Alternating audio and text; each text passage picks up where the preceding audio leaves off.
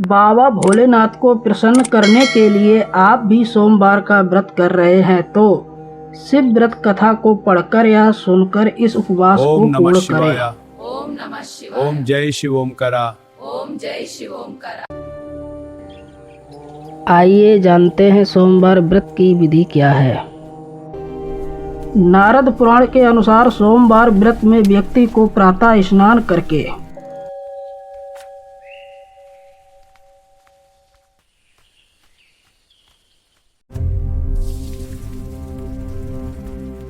शिव जी को जल और बेल पत्र चढ़ाना चाहिए तथा शिव गौरी की पूजा करनी चाहिए। ओम त्र्यंबकम यजमहे सुगंधिम पुष्टिवर्धनम उर्वरुकमिव बंधनन मृत्योर्मुक्षीयमामृतत्। शिव पूजन के बाद सोमवार व्रत कथा सुननी चाहिए। इसके बाद केवल एक समय ही भोजन करना चाहिए। ओम नमः शिवाय। ओम नमः शिवाय। साधारण रूप से ओम सोमवार नमः का शिवाय। व्रत दिन के तीसरे पहर तक होता है, मतलब शाम तक रखा जाता है। ओम नमः शिवाय। सोमवार व्रत 3 प्रकार का ओम होता जय शिव है। ओमकारा। ओम जय शिव कृत ओमकारा। सोमवार व्रत, सौम्य प्रदोष व्रत और 16 सोमवार का व्रत। इन सभी व्रतों के लिए एक ही विधि होती है। एक समय की बात है, किसी नगर में एक साहूकार रहता था। उसके घर में धन की कोई कमी नहीं थी, लेकिन उसकी कोई संतान नहीं थी। इस कारण वह बहुत दुखी था। पुत्र प्राप्ति के लिए वह प्रत्येक सोमवार व्रत रखने लगा।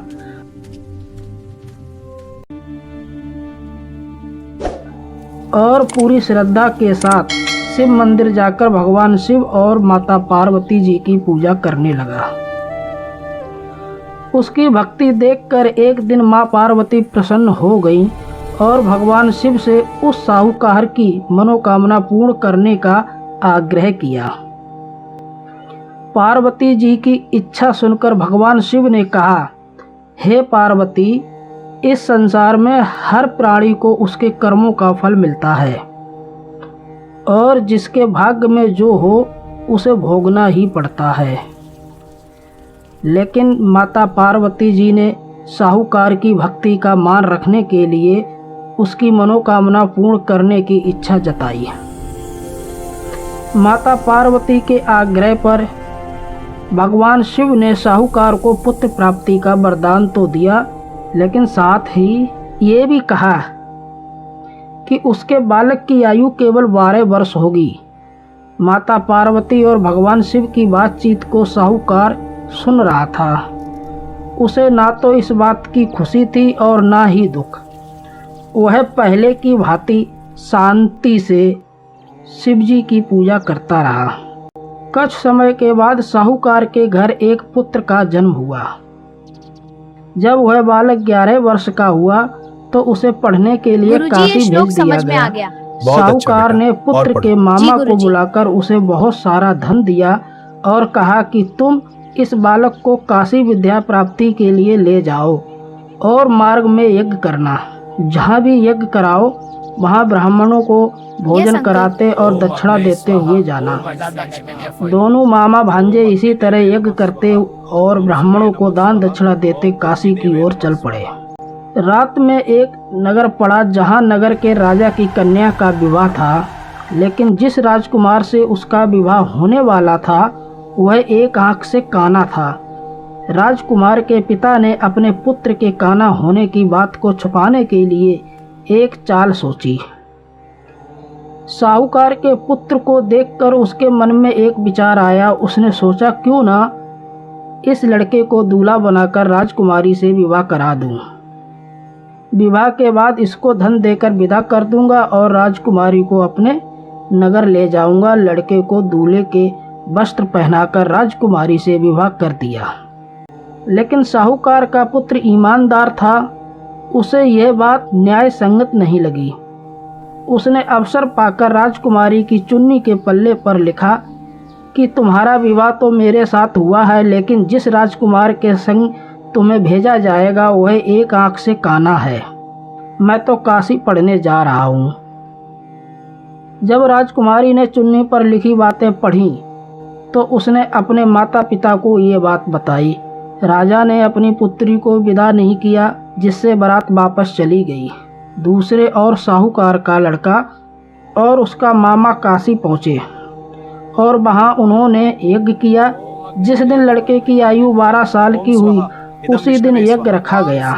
लड़के ने अपने मामा से कहा कि मेरे तबीयत कुछ ठीक नहीं है। मामा ने कहा कि तुम अंदर जाकर सो जाओ। शिवजी के वरदान अनुसार कुछ ही देर में उस बालक के प्राण निकल गए। मृत भांजे को देखकर उसके मामा ने विलाप शुरू किया। संयोगवश उसी समय शिवजी और माता पार्वती उधर से जा रहे थे। पार्वती ने भगवान से कहा, स्वामी, मुझे इसके रोने के स्वर सहन नहीं हो रहा, आप इस व्यक्ति के कष्ट को अवश्य दूर करें। जब भगवान शिव मृत बालक के समीप गए तो वह बोले कि ये उसी साहूकार का पुत्र है जिसे मैंने 12 वर्ष की आयु का वरदान दिया। अब इसकी आयु पूरी हो चुकी है, लेकिन मातृभाव से विभोर माता पार्वती ने कहा कि हे महादेव, आप इस बालक को और आयु देने की कृपा करें, अन्यथा इसके वियोग में इसके माता पिता तड़प तड़प कर मर जाएंगे। माता पार्वती के आग्रह पर भगवान शिव ने उस लड़के को जीवित होने का वरदान दिया। शिव जी की कृपा से वह लड़का जीवित हो गया। शिक्षा समाप्त करके लड़का मामा के साथ अपने नगर की ओर चल दिया। दोनों चलते हुए उसी नगर में पहुँचे जहाँ उसका विवाह हुआ था। उस नगर में भी उन्होंने यज्ञ का आयोजन किया। उस लड़के के ससुर ने उसे पहचान लिया और महल में ले जाकर उसकी खातिरदारी की और अपनी पुत्री को विदा किया। इधर साहूकार और उसकी पत्नी भूखे प्यासे रहकर बेटे की प्रतीक्षा कर रहे थे। उन्होंने प्रण कर रखा था कि यदि उन्हें अपने बेटे की मृत्यु का समाचार मिला तो वह भी प्राण त्याग देंगे, परंतु अपने बेटे के जीवित होने का समाचार पाकर वह बेहद प्रसन्न हुए। उसी रात भगवान शिव माता पार्वती ने व्यापारी के स्वप्न में आकर कहा, हे सेठ, मैंने तेरे सोमवार के व्रत करने और व्रत कथा सुनने से प्रसन्न होकर तेरे पुत्र को लंबी आयु प्रदान की है। इसी प्रकार जो कोई सोमवार व्रत करता है या कथा सुनता और पढ़ता है, उसके सभी दुख दूर होते हैं और समस्त मनोकामनाएं पूर्ण होती हैं।